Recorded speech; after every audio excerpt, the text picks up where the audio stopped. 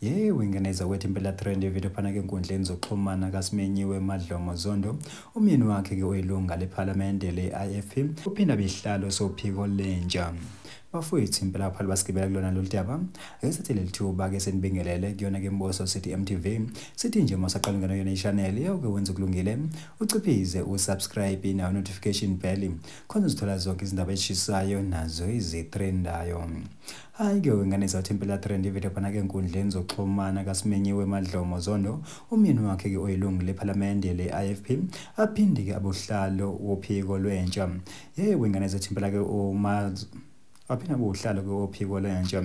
Hayi ke wengane zithimbela kuSimenyiwe kube sengena phana ke enkundleni ke zokuxhumana ke ekhala ke eveza ukuhlukumezeka ehlunyezwe ke uyena umyeni ke wakhe. Bafethu impela ke sokhumbula uthi yena ke uZondo ke kwabe nemibiko eveza ukuthi ke udukelo yena ke umakoti wakhe kanti ke impela ke wagcina ukukhuluma ke naye esuka ke ehluhluwa ke elibangise khona phana ke eRichards Bay.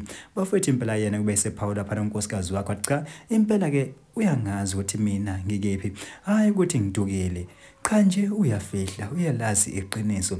Bafethu impela yena unkosikazi wakhe ke ubehluleka ngishona ukuzibamba njengoba ke ebekhihla ke sona ke sikanande khona phana ke ku live ke wakhe. Hey bafethu impela abantu abaningi ke bayathinteka ke mabebona wona ke lo live befisa ukwazi bangakube kanti ke yini lena ke engenile eyenza ukuthi ke impela kuZondo ke ahlukumeze yena ke unkosikazi ke wakhe.